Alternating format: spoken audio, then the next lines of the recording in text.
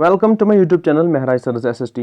Dear viewers, आज की इस वीडियो में हम क्लास 10th इकोनॉमिक्स का chapter 1 understanding Jammu and Kashmir economy ये चैप्टर डिस्कस करेंगे। इस वीडियो में हम इस चैप्टर के रिलेटेड जो क्वेश्चंस हैं, इंट्रोडक्टरी क्वेश्चंस हैं, टेक्सचुअल क्वेश्चंस हैं और कुछ एडिशनल क्वेश्चंस हैं वो भी हम डिस्कस करेंगे। आपको याद रखना है कि Jammu and Kashmir board of school education का जो सिलेबस है क्लास 10th का, उस सिलेबस में इस चैप्टर के लिए 9 मार्क्स अलॉट किए गए हैं। तो वीडियो स्टार्ट करने से पहले आपको बताते चलें कि अगर आप मज़ीद वीडियोस का फ़ायदा उठाना चाहते हैं, अगर आप मज़ीद स्टडी मटेरियल हासिल करना चाहते हैं, तो सबसे पहले हमारी इस चैनल को सब्सक्राइब कीजिए और साथ ही में प्रेस कीजिए बेल आइकन, ताकि आप आने वाली वीडियोस का फ़ायदा उठा सकें।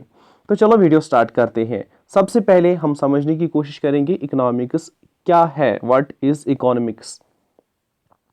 तो इसका आंसर इस तरह आप लिखने की कोशिश करोगे, economics is the social science that studies the production, distribution and consumption of goods and services.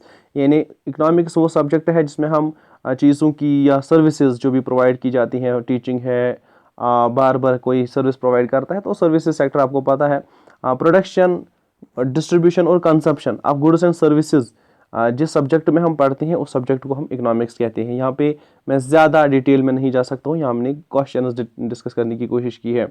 तो अगर हम इटिमोलॉजी देखें यानी वर्ड ऑरिजिन देखें इकोनॉमिक्स का, the word economics originates from the Greek word. तो ये ग्रीक वर्ड से निकला है ओइकोनोमिया। ग्रीक वर्ड जो ओइकोनोमिया है उसी से ये निकला है, which can be divided into 2 parts. तो ओइकोनोमिया को हम 2 पार्ट्स में डिवाइड कर सकते हैं। One oikos which means home और हाउस होल्ड। तो ओइकोस का मतलब क्या होता है, होम या हाउस होल्ड। दूसरा क्या है इसका part, nomos which means management. इसका मतलब है दस economics means house hold management. यानी अगर हम इटमोलॉजिकली देखें तो इकोनॉमिक्स का क्या मतलब है, हाउस होल्ड मैनेजमेंट। ठीक। तो दूसरा क्वेश्चन आपके लिए, एक give a simple definition of economics. आपकी बुक्स में ये वाली डेफिनेशन आई है तो मैंने यहाँ पे आपके लिए रखा है, give a simple definition of economics. एक सिंपल डेफिनेशन हम इकोनॉमिक्स की समझने की कोशिश करेंगे। What is economics then? Economics is the science of using scarce that is limited resources for producing goods and services. तो आपको पता है, आपने पढ़ा भी है कि इकोनॉमिक्स वो साइंस है जो हमें हेल्प करता है लिमिटेड, या इसे हम पढ़ते हैं कि लिमिटेड रिसोर्सेज को कैसे यूटिलाइज किया जा सकता है for producing goods and services. आपने इसमें पढ़ा है कि जो रिसोर्सेज हैं अर्थ पे वो लिमिटेड है और वांट्स जो है, ह्यूमन नीड्स जो है वो एंडलेस है। तो हम थ्रू इकोनॉमिक्स, इस साइंस के थ्रू हम लिमिटेड रिसोर्स को यूटिलाइज करते हैं तो fulfil the maximum possible needs of human beings. तो ये इकोनॉमिक्स में हम पढ़ते हैं। तो नेक्स्ट क्वेश्चन है हमारा, who is known as the father of economics. किसको हम फादर ऑफ इकोनॉमिक्स मानते हैं या समझते हैं? आंसर है इसका, Adam Smith is known as the founding father of economics. तो एडम स्मिथ को फाउंडिंग फादर ऑफ इकोनॉमिक्स समझा जाता है। He was a Scottish economist. ये कहाँ का था? स्कॉटिश इकोनॉमिस्ट था। He published his work. इसने अपनी जो बुक है वो पब्लिश की है। इसकी बुक का नाम क्या है? तो इसकी बुक का नाम है an enquiry into the nature and cause of wealth of nations. इसकी बुक का पूरा टाइटल जो है, an enquiry into the cause into the nature and cause of wealth of nations. तो इसकी बुक को हम सिंपली ये भी कहते हैं wealth of Nations. Wealth of Nations भी इसकी बुक को कहते हैं सिंपली। इसकी बुक का जो पूरा नाम है, it is an enquiry into the cause into the nature and cause of wealth of nations. तो ये इसने पब्लिश की थी 1776 में। तो ये क्या डिफाइन करते हैं, एडम स्मिथ कैसे डिफाइन करते हैं इकोनॉमिक्स को? He defined economics as the study of wealth. तो ये कहते हैं इकोनॉमिक्स क्या है, it is the study of wealth. ठीक। अब एक और क्वेश्चन यहाँ पे राइज होता है, व्हाट इज एन इकोनॉमी, या डिफाइन करना है हमें इकोनॉमी को। Define the term economy. Economy क्या है, इकोनॉमी क्या है या इकोनॉमी क्या है? तो आंसर है इसका, term economy refers to the activities related to the production and distribution of goods and services in a particular geographic region. यानी किसी पर्टिकुलर ज्योग्राफिक रीजन का जब हम वहाँ की production, distribution and consumption of goods and services पढ़ते हैं तो उस पर्टिकुलर रीजन को हम फिर क्या कहते हैं, एक इकोनॉमी कहते हैं। ठीक है। यानी यूनिट, किस जब हम कोई यूनिट लेते हैं जिसको हम स्टडी करते हैं इकोनॉमिक्स में, उस यूनिट को हम इकोनॉमी कहते हैं। ठीक। तो नेक्स्ट क्वेश्चन हमारा यहाँ है, what are the 2 branches of economics. Economics की 2 मेन ब्रांचेस हैं, तो कौन सी ब्रांचेस हैं? यहाँ पे आपको ये क्वेश्चन भी मिलेगा। The two branches of economics are, कौन कौन सी ब्रांच है इकोनॉमिक्स की? तो कौन कौन सी ब्रांच है इकोनॉमिक्स की? यहाँ पे एक है माइक्रो इकोनॉमिक्स। अब माइक्रो इकोनॉमिक्स क्या है? It is the study of individuals, house holders and firms behaviour in decision making and allocation of resources. तो जो इंडिविजुअल्स हैं, हाउस होल्डर्स हैं या फर्म्स हैं, ठीक है, कंपनीज हैं, उनका बिहेवियर इन डिसीजन मेकिंग क्या है, या उनकी प्रोडक्शन, डिस्ट्रीब्यूशन एंड कंजप्शन को जब हम पढ़ते हैं तो हम माइक्रो इकोनॉमिक्स पढ़ते हैं। तो मैक्रो इकोनॉमिक्स क्या है? Macroeconomics is a branch of economics that deals with performance, structure, behavior and decision making of an economy as a whole। जब हम ऐसे किसी इकोनॉमी एज अ होल को पढ़ते हैं, ठीक है, तो जैसे एक कंट्री की इकोनॉमिक्स को पढ़ते हैं हम, वहाँ पे हम कहते हैं इस सब्जेक्ट को हम कहते हैं, इस ब्रांच को हम कहते हैं मैक्रो इकोनॉमिक्स। तो नेक्स्ट हमारा क्वेश्चन है, what is meant by national income? National income का क्या मतलब है? What is national income? National income is the total value of all services and goods that are produced within a country and the income that comes from abroad for a particular period, normally 1 year. तो national income क्या है? Goods and सारी goods and services का value, ठीक है, जो एक country में प्रोड्यूस होती है और जो बाहर से आती है किसी कंट्री में, यानी किसी कंट्री के जो सिटीजन्स हैं दूसरी कंट्री में जाके काम करते हैं, वहां से जो पैसा कमाते हैं और अपनी कंट्री में लाते हैं, उसको भी इंक्लूड किया जाता है नेशनल इनकम में। तो हमारा नेक्स्ट क्वेश्चन है, define GDP. What is GDP?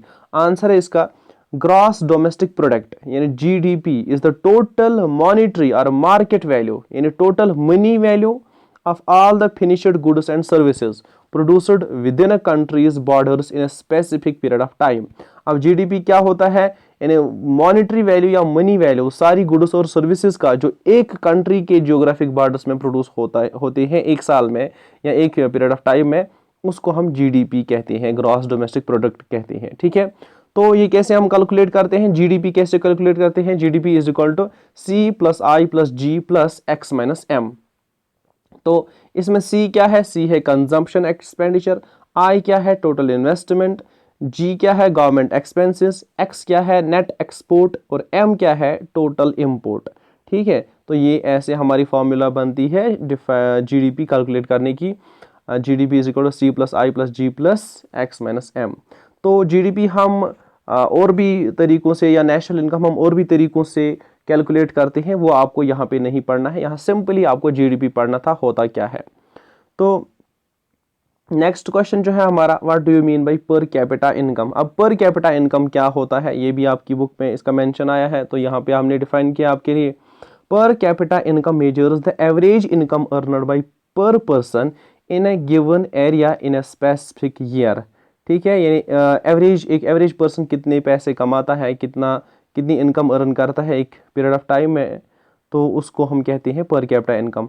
ये कैसे कैलकुलेट किया जाता है? It is calculated by dividing the areas total income by it's total population. यानी टोटल इनकम क्या है किसी एरिया का या किसी कंट्री का, डिवाइड करते हैं हम उसको वहां की पॉपुलेशन से, हमें क्या मिलता है? Per capita income. Per capita income is national income divided by population size, ठीक है।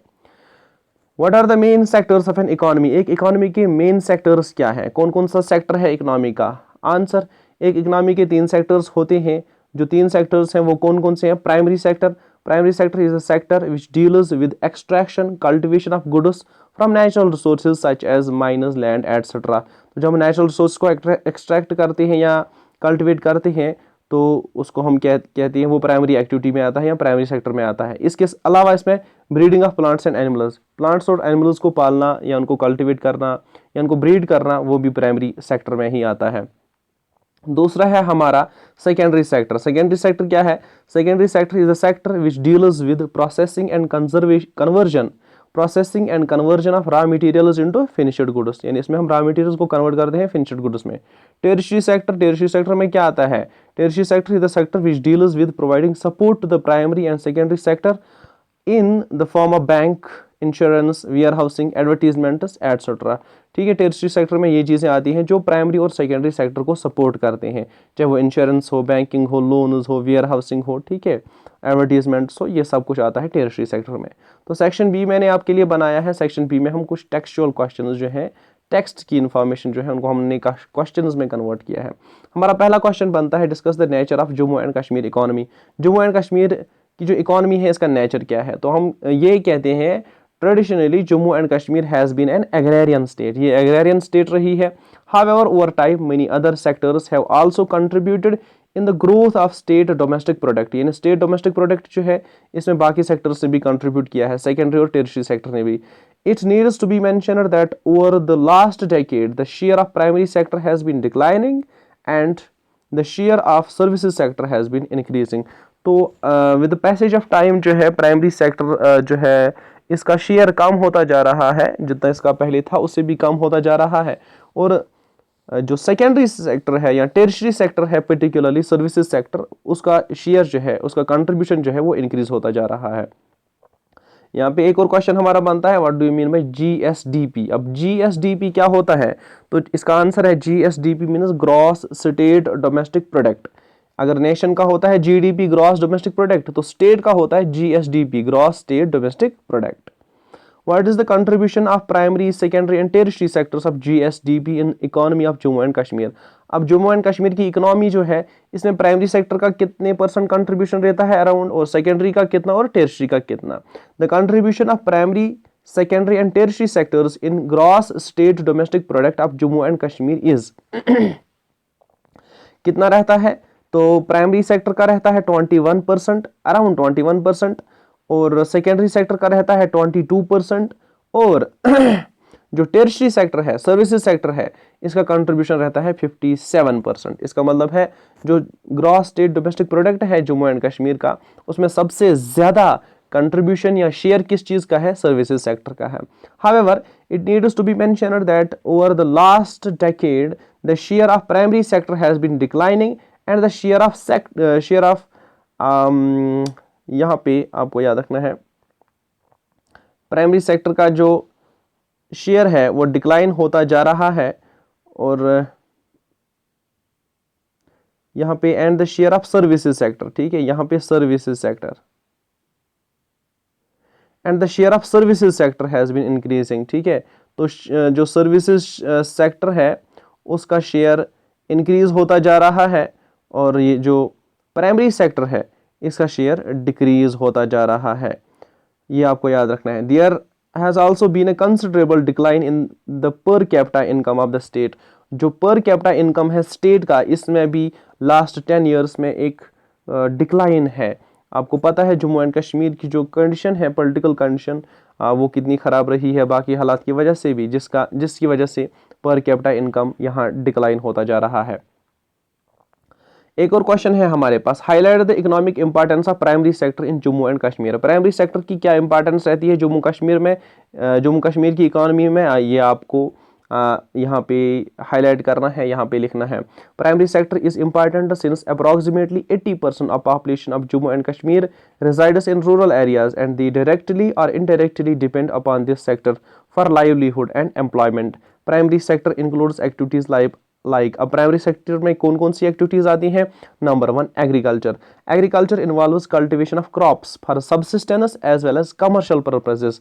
Different kharif and rabi crops are cultivated in Jammu and Kashmir. तो कौन से क्रॉप्स, रबी और खरीफ क्रॉप्स कल्टीवेट किए जाते हैं वो यहाँ पे है। जनरली स्टूडेंट्स को कन्फ्यूजन रहता है रबी क्रॉप्स कौन से हैं और खरीफ क्रॉप्स कौन से हैं। तो यहाँ पे मैं आपको एक सिंपल ट्रिक बोलूँगा, आप याद रखोगे, क्योंकि आपको पता होती है विंटर में कौन से क्रॉप्स ग्रो किए जाते हैं और समर में कौन से क्रॉप्स ग्रो किए जाते हैं। तो आप क्या करोगे, रबी है हमारा RABI, रबी क्रॉप्स। रबी क्या है, ये विंटर क्रॉप्स है। रबी क्रॉप्स जो होते हैं वो विंटर क्रॉप्स होते हैं।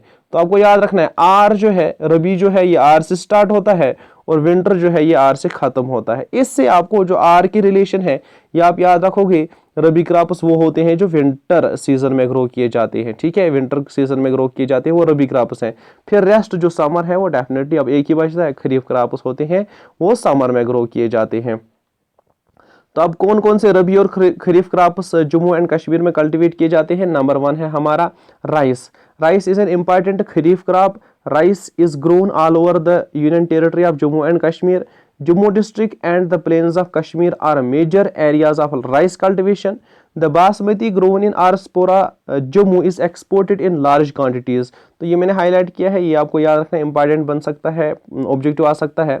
The basmati grown in Arspora, Jammu is exported in large quantities. It is famous worldwide for its quality and flavor. Anantnag district is widely known as the rice bowl of Kashmir. अब rice bowl of Kashmir किसको कहते हैं, आपकी book में लिखा है, तो it is Anantnag district which is known as the rice bowl of Kashmir. इसके बाद और भी क्रॉप्स आते हैं हमारे, जहाँ पे maize is another kharif crop.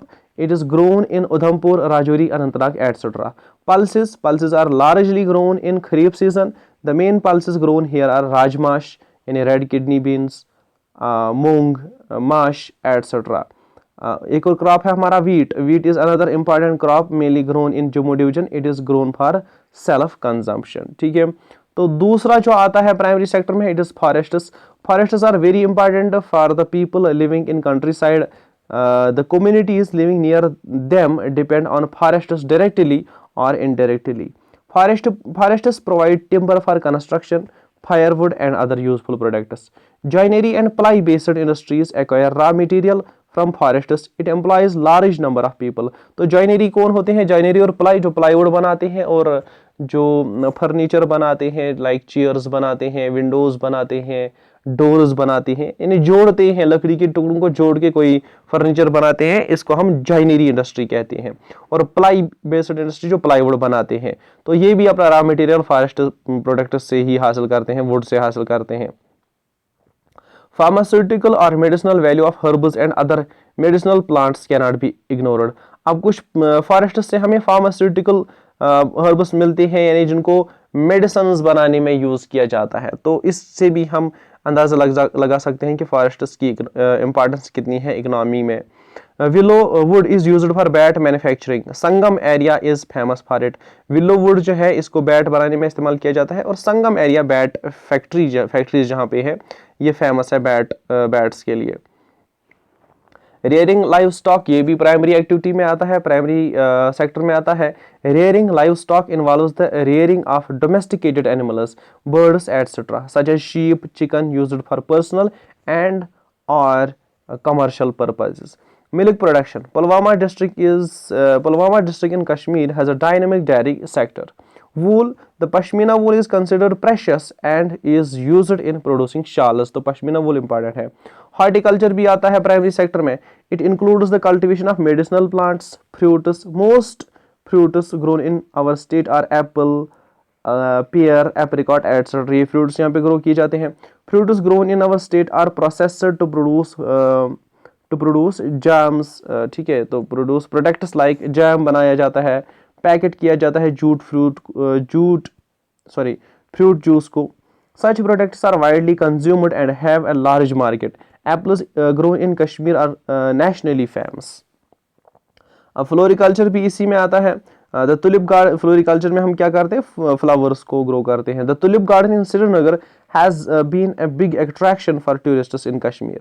The floriculture department generates a good amount of income as tickets are essential for entry to famous gardens. The floriculture department generated income of about rupees 1,350 lakhs in year 2011 and 12. तो इससे हमें अंदाजा हो सकता है कि floriculture department भी कितना इंपॉर्टेंट है.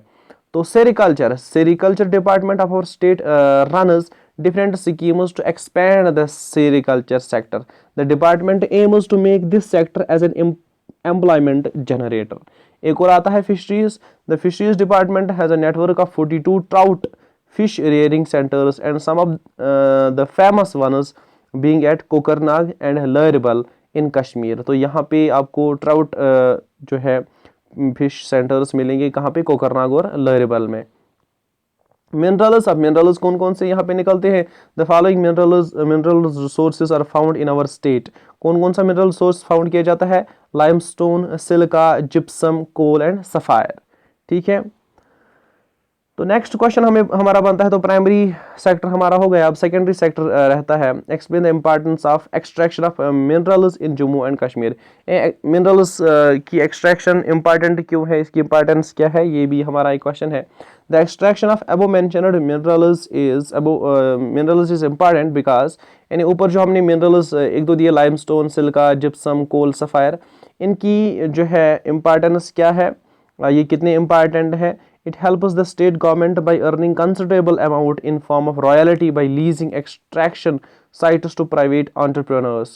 तो गवर्नमेंट क्या करती है, ऐसी साइट्स जहाँ से ये मिनरल्स निकलते हैं वो प्राइवेट कंपनीज को देते हैं और उनसे पैसा लेते हैं, रेंट लेते हैं, और प्राइवेट कंपनीज वो मिनरल्स एक्सट्रैक्ट करते हैं। एक तो इससे फायदा आता है गवर्नमेंट को, स्टेट को। The private entrepreneurs engaged in mineral extraction are able to create employment for themselves as well as for others, as mining activities generate employment for a large number of people।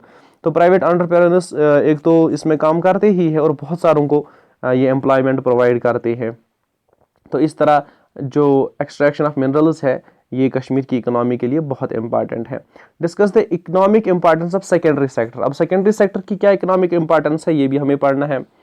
This sector यानी secondary sector, ठीक है, secondary economic sector जो है, this sector absorbs very large number of population for employment and earning livelihood.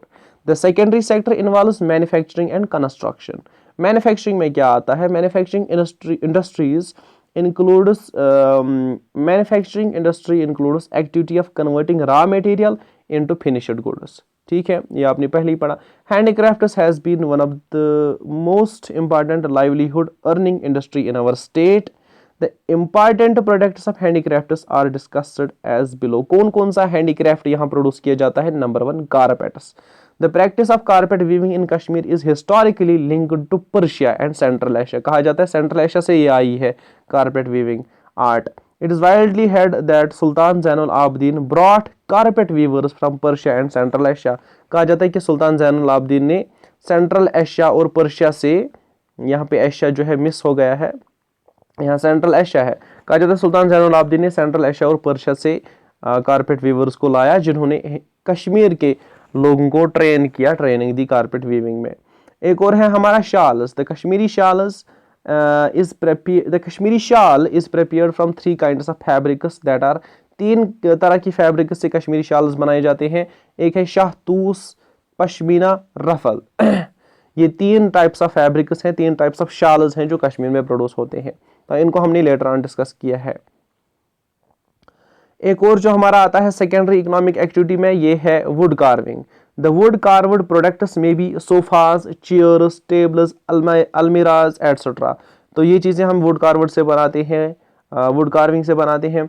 The designers used to carve में भी flowers बनाए जाते हैं, फ्रूट्स बनाए जाते हैं, चिनार लीव्स बनाए जाते हैं। ये सारी चीज़ें वुड कार्विंग में बनाई जाती है।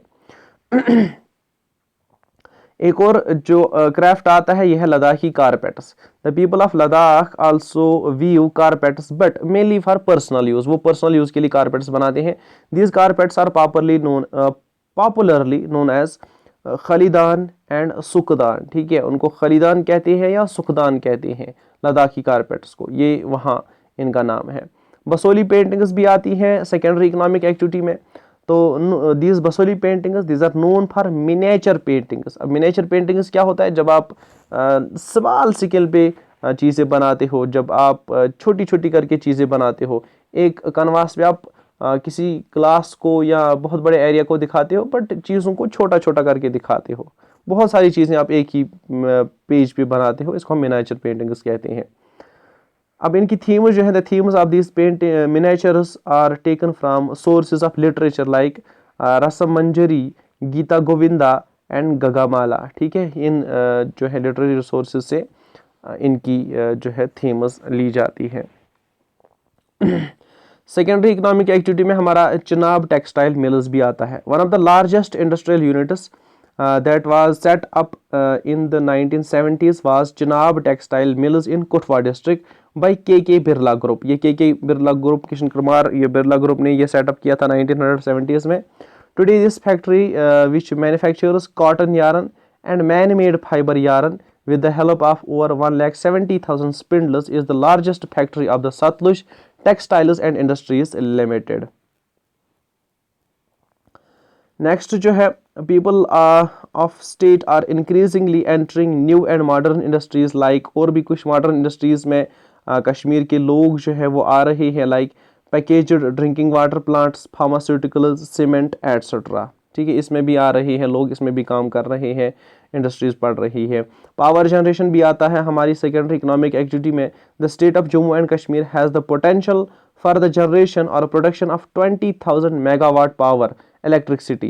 The Jammu and Kashmir State Power Development Corporation executes and maintains hydropower projects. The corporation has 20 hydroelectric projects in different parts of Jammu and Kashmir. Some of the important power projects of the state are the projects in Baglihar, Uri, Chenani, Dulhasti, Salal etcetera. ये कुछ important power projects हैं। Jammu and Kashmir का potential क्या है power production में? It is 20,000 megawatt. Important होने वाला है एग्जाम पॉइंट, एग्जाम ओरिएंटेड अगर हम देखें तो 20,000 मेगावाट जम्मू एंड कश्मीर का जो पावर प्रोडक्शन पोटेंशियल है। नेक्स्ट क्वेश्चन है हमारे पास, how does the state promote industry? अब स्टेट गवर्नमेंट कैसे प्रमोट करती है इंडस्ट्रीज को? The state government reserve some areas and as industrial areas are status.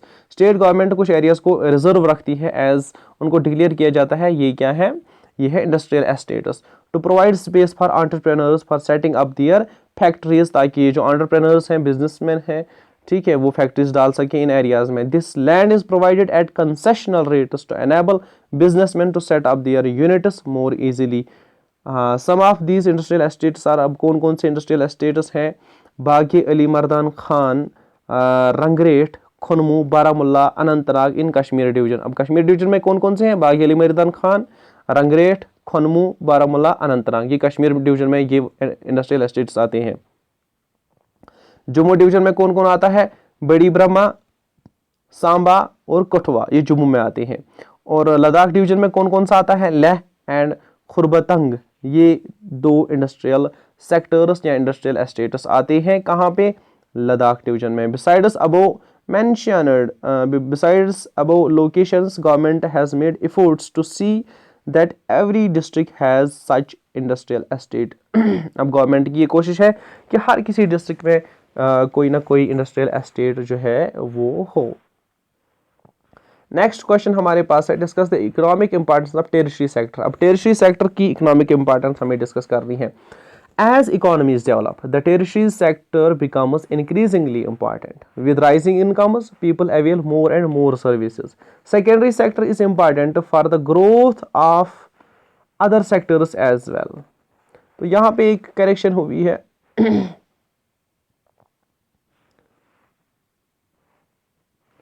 यहाँ पे सेकेंडरी नहीं टेरिटरी सेक्टर है, और आप यहाँ सेकेंडरी नहीं है, territory sector is important for the growth of other sectors as well.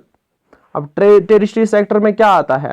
Credit आता है, ठीक है, पैसे लेना देना आता है, लोन आता है। Credit, loan and other forms of finance which constitute services are important for the growth of business. ठीक है, यहाँ फुल स्टॉप नहीं है, यानी लोन्स और फाइनेंस जो दिया जाता है, ठीक है, एडवांस दिया जाता है, लोन दिया जाता है, ये बाकी जो सेक्टर्स हैं, बिजनेस जो है उसके डेवलप होने के लिए बहुत ज़्यादा ज़रूरी है। मीन्स जो टेरिटरी सेक्टर है ये बाकी सेक्टर्स के लिए बहुत ज़्यादा ज़रूरी है। Technology firms can help manufacturing to become more productive. The territory sector which is also called service sector, इसको हम सर्विसेज सेक्टर भी कहते हैं, involves banking, insurance, warehousing, post and telegraph, hospitality and tourism, health etcetera. तो ये सारी चीज़ें आती हैं किसमें? टेरिटरी सेक्टर में। क्या क्या आता है? Banking, insurance, warehousing, post and telegraph, hospitality and tourism, health etcetera. ठीक है, द बैंकिंग सेक्टर अगर हम इसमें देखें, टूरिज्म भी आता है, टूरिज्म को हमने अलग से डिस्कस किया है, तो बैंकिंग सेक्टर को हम पढ़ेंगे टेरिटरी सेक्टर में। The banking sector in the state has also grown rapidly. Jammu and Kashmir में बैंकिंग सेक्टर ने भी काफ़ी डेवलपमेंट की है। It provides financial services to business in the form of credit, loans and takes care of the savings of customers. तो loans भी देता है बैंक और ये डिपॉजिट्स भी लेता है आपसे, उस पर आपको इंटरेस्ट भी देता है, आपके पैसे की जो है केयर भी करता है, सिक्योरिटी रखता है। Jammu and Kashmir bank was set up in 1938। जो इंपॉर्टेंट बैंकिंग इंस्टीट्यूशन है जम्मू एंड कश्मीर में, it is Jammu and Kashmir bank. ये 1938 में सेटअप किया गया। तो ये भी आपके लिए एग्जाम में क्वेश्चन आ सकता है कि जम्मू एंड कश्मीर बैंक कब सेटअप किया गया। ये सेटअप किया गया 1938 में। अदर सर्विसेज, इसके अलावा और भी कुछ सर्विसेज आती हैं, like distribution services, like ware wholesale and retail distribution. तो होलसेल में डिस्ट्रीब्यूशन होती है या रिटेल में डिस्ट्रीब्यूशन होती है, ये भी सर्विसेज सेक्टर में आता है। वेयर हाउसिंग भी आता है। Warehousing is an important component of whole services and under this sector. तो जो टेरिटरी सेक्टर है, इसके लिए वेयर हाउसिंग भी एक इंपॉर्टेंट कंपोनेंट है, ठीक है। तो इस सेक्टर में क्या होता है, under this sector FIL Industries, a local business unit, has established cold storage plant in industrial estate रंगरेट। तो इस वेयर हाउसिंग के अंडर क्या किया गया है, इस कंपोनेंट के अंडर या इन सर्विसेज के अंडर क्या किया गया है, FIL इंडस्ट्रीज ने ये जो लोकल बिजनेस यूनिट है, इन्होंने एक cold storage plant Rangreth industrial estate में खोला है। तो कोल्ड स्टोरेज प्लांट्स भी वेयर हाउसिंग में ही आता है। नेक्स्ट क्वेश्चन जो हमारा बनता है, discuss the economic importance of tourism as a services sector in Jammu and Kashmir. Tourism कितना इंपॉर्टेंट है, tourism as a service sector हमें डिस्कस करना है। Tourism industry has always proved to be a huge source of income and employment to the residents of the state, ठीक है। अब tourism जो है ये दो तरह का है, एक है रिक्रिएशनल टूरिज्म जिसे हम नेचुरल ब्यूटी कहते हैं, ठीक है। तो दूसरा क्या है, दूसरा है पिलग्रिमेज टूरिज्म। पहले हम recreational tourism, natural beauty tourism को डिस्कस करेंगे। अब जो नेचुरल ब्यूटी टूरिज्म है या रिक्रिएशनल टूरिज्म है, इसकी साइट्स कौन कौन सी है। World famous resorts attract tourists in Kashmir. Famous resorts are Dal lake, Mughal gardens, Verinag, Pahalgam, Gulmarg, Sonmarg etcetera. ये कुछ रिक्रिएशनल टूरिस्ट प्लेसेस हैं। तो आप ऐड कर सकते हो, और भी बहुत ज़्यादा प्लेसेस हैं जहां लोग आते हैं रिक्रिएशन के लिए, सैर के लिए। Gondola ride at Gulmarg has been an additional attraction to tourists. In addition, the tourist destinations like Aharbal, Doodh Pathri have also attracted the interest of tourists. The waterfalls at Aharbal attract tourists in large numbers. A large number of people earn their livelihood at tourist destinations by providing different services in these places. The government too has tried to raise its revenues by charging entry fees for entry into some of the above mentioned areas. Pilgrimage tourism भी है, इसमें आता है tourism में, जो Jammu and Kashmir की tourism industry है, इसमें पिलग्रिमेज टूरिज्म भी आता है, यानी जो यात्री आते हैं, जो जियारत करने आते हैं। Kashmir has also shrines like Hazratbal shrine and Amarnath cave which attracts pilgrims from all over the country. यानी हजरतबल श्राइन है, अमरनाथ केव है, ये दोनों अट्रैक्ट करते हैं पिलग्रिम्स को पूरे हिंदुस्तान से। Pilgrimage tourism is the main form of tourism that attracts tourists to Jammu. Jammu में पिलग्रिमेज टूरिज्म बहुत ज़्यादा इंपॉर्टेंट है। जैसे कश्मीर में रिक्रिएशनल टूरिज्म ज़्यादा इंपॉर्टेंट है, वैसे ही जम्मू में पिलग्रिमेज टूरिज्म ज़्यादा इंपॉर्टेंट है। अब वहाँ पे सबसे ज़्यादा इंपॉर्टेंट कौन सी श्राइन है, the shrine of Shri Mata Vaishno Devi eight Katra इन रियासी। यानी त्रिकुटा हिल्स जो कटरा में आते हैं, रियासी डिस्ट्रिक्ट में आते हैं, वहाँ पे जो श्री माता वैष्णो देवी श्राइन है त्रिकोटा हिल्स पे, it attracts over 10 million pilgrims in a single year. 10 million लोग, अराउंड 1 लाख लोग पर ईयर वहां क्या करते हैं, वहां not 1 lakh, it is 1 crore, 1 crore लोग वहां यात्री मतलब यात्रा आते हैं, जियारत करने आते हैं। 10 मिलियन पिलग्रिम आते हैं हर साल।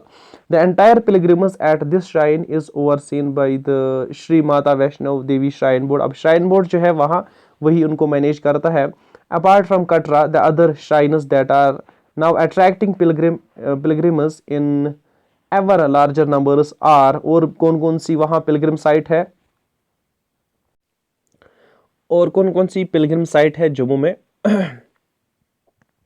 The shrines at Shiv Khori in Riyasi district, Shadra Sharif in Rajouri district, Buddha Amarnath in Poonch district, Shuddh Mahadev in Udhampur district, Kailash Yatra in Doda district, and Matsil Yatra in Kishtwar district.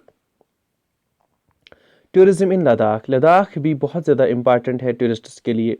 Tourists visit Ladakh not only for its natural beauty but also to visit religious places. Ladakh में कुछ religious places हैं जहां लोग जाते हैं ज़ियारत करने.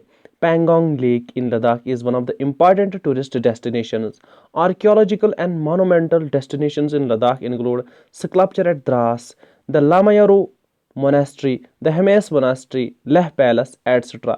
ये कुछ इंपॉर्टेंट आर्कियोलॉजिकल और मोनूमेंटल डेस्टिनेशंस हैं जहां लोग जाते हैं देखने के लिए. एक और इम्पॉर्टेंट क्वेश्चन, बहुत ही इंपॉर्टेंट क्वेश्चन है एग्जाम ओरिएंटेड. अगर हम देखें, बात करें what are the hurdles in economic development of Jammu and Kashmir. Jammu and Kashmir में कौन सी इकोनॉमिक हर्डल्स हैं, सेटबैक्स कौन आते हैं जम्मू एंड कश्मीर की इकोनॉमी को. तो हमने इनको डिस्कस किया है. The Jammu and Kashmir is considered economically backward. Many factors can be held responsible for the slow growth of economy. Some of these are as कौन सा hurdle है. Number 1, poor road connectivity. Jammu and Kashmir is a hilly region. The valley and the Ladakh region in particular face severe transport and communication problems. The hilly terrain and snow make the construction of roads difficult and expensive. Due to heavy snowfall and road connectivity gets disturbed. Due to heavy snowfall की वजह से क्या होता है, road connectivity disturb हो जाती है, disrupt हो जाती है. Landslides are very common on the only national highway that connects Kashmir Valley to the Jammu region and thereby with the rest of India. तो दूसरा इकोनॉमिक हर्डल क्या है hurdle. Lack of awareness about various kinds of employment opportunities. People here rush after government jobs. This kind of employment does not promote economic growth. Thus, there is a need to attract people towards the private sector or self-employment and to encourage them to set up units so that they can employ others. Security problems. Peace and security are necessary for economic development of a region.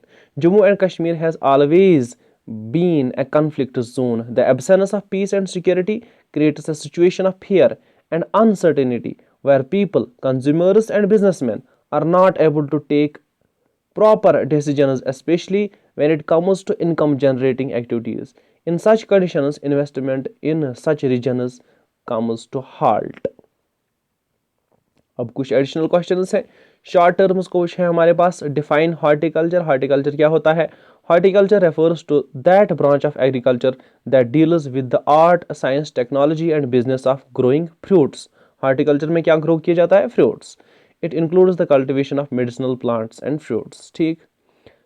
HPMC. HPMC क्या है, horticulture produce and marketing corporation. Floriculture. Floriculture को अगर हम define करें, growing and raising of seeds, flowers is referred to as floriculture. Floriculture में particularly flowers को raise किया जाता है.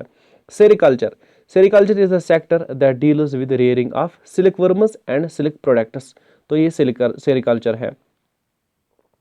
Which minerals are found in our state? कौन सा mineral हमारी state में found किया जाता है. Limestone. Limestone is major ingredient for cement production. In cement production, limestone is of 75% proportion. तो कितने परसेंट proportion का होता है सीमेंट में limestone? 75% approximately. Limestone is found in many areas of Kashmir, particularly in Panthachok, Zevan, Khunmu, Khriu, Avantipora belt.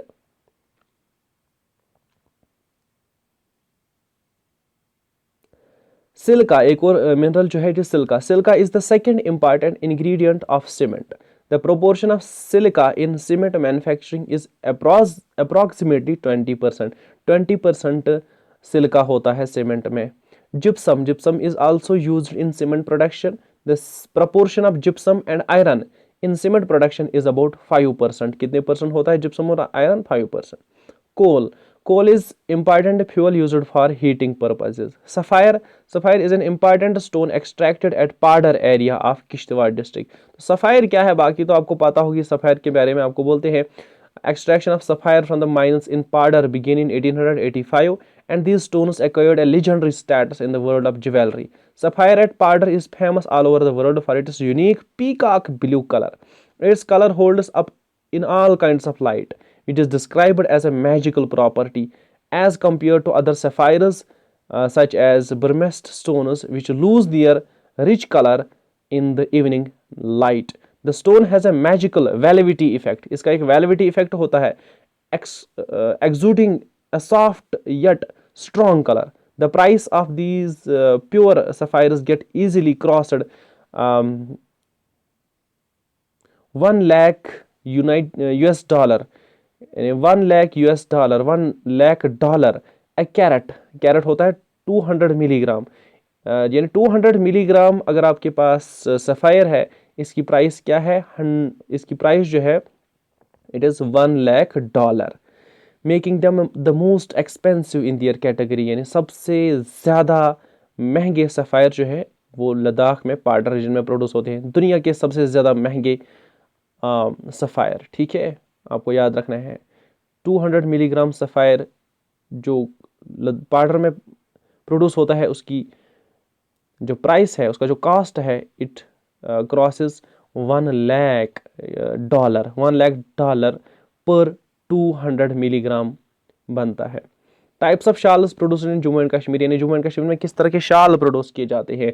शाहतूस shawl एक है. Shahtoosh shawls are considered to be the costliest among all the shawls, and it is said that the entire shawl can be passed through a ring. This is thus it is also known as the ring shawl. इसको ring shawl भी कहते हैं. शाहतूस fabric comes from a rare Tibetan antelope living at a height of 1400 feet. These shawls 14,000 feet. These shawls are prepared on looms and are needle embroidered. इन पे जो सुई है, needle है, needle से काम किया जाता है. Pashmina is a fine type of Kashmiri wool. The textiles made from it were first woven in Kashmir. The name comes from Persian pashmina meaning made from wool and literally translates to soft gold in Kashmir. तो इसकी translation Kashmiri में क्या बनती है? Soft gold. ठीक है. तो तीसरा काइंड ऑफ शाल जो प्रोड्यूस होता है कश्मीर में, it is raffal. It is spun out of merino wool tops. तो मेरिनो ब्रीड ऑफ जो शीप है उसके वूल से बनाया जाता है raffal shawl. It is raffal is spun out of merino wool tops and is a popular type of shawl. ये बहुत फेमस शाल टाइप है. तो various minerals extract from different areas. तो कश्मीर के डिफरेंट एरिया से कौन कौन सा मिनरल एक्सट्रैक्ट किया जाता है? खुनमु ख्रू. इस एरिया से कौन सा निकलता है? खुनमु ख्रू. श्रीनगर से क्या निकलता है? लाइमस्टोन निकलता है. कुपवारा से क्या निकलता है? मार्बल. कालाकोट जम्मू से क्या निकलता है? कोल. पाडर किश्तवाड़ से सफायर. दारा गुल्टियान बारामूला से जिप्सम. सादरकोट बांडीपोरा से लाइमस्टोन. वेरीनाग अनंतनाग से क्या निकलता है? लाइमस्टोन. निचहामा हिंदवारा से क्या निकलता है? लिग्नाइट. पंथल रामबन से क्या निकलता है? मैग्नीसाइट. लद्दाख डिवीजन में क्या ठीक है किस चीज़ का पोटेंशियल है? Gold, uranium, sulphur. ये अभी अनएक्सप्लोर्ड है, निकाला नहीं जाता है यूरेनियम सल्फर. ठीक है, पोटेंशियल रिसोर्स है वहाँ पे. तो ये भी एग्जाम में आ सकता है, कौन सी चीज़ कहाँ से निकाली जाती है, एक्सट्रैक्ट की जाती है. तो एक और क्वेश्चन, लास्ट क्वेश्चन हमारा है. Last question, products produced in different industrial estates and companies. यानी जो डिफरेंट एरियाज हैं, इंडस्ट्रियल एस्टेट्स हैं, वहाँ से कौन से प्रोडक्ट्स बनाए जाते हैं. खुनमु में क्या बनाया जाता है? Packaged drinking water, agro products. Rangreth में इलेक्ट्रिक ब्लैंकेट्स और वेयर हाउसिंग के लिए वो फेमस है. बागी अली मर्दन खान, वहाँ पे जॉइनरी मिल्स आपको मिलेंगी. बड़ी ब्रह्मा जम्मू में आपको क्या मिलेगा? फ्लैक्स पैकेजिंग और फार्मास्यूटिकल्स. सांबा में कौन सी इंडस्ट्रीज है? बर्गर पेंट्स और रैकेट बेंक्सर मॉस्किटो कॉइल्स वहाँ बनती है. कठुआ में क्या बनता है? कंज्यूमेबल्स लाइक बिस्किट्स और सैनिटरी आइटम्स. तो ये चीज़ें कठुआ से बनती हैं. तो इसी के साथ ही हमारा ये वीडियो कंप्लीट होता है. इसमें हमने कुछ एडिशनल क्वेश्चंस भी डिस्कस किए.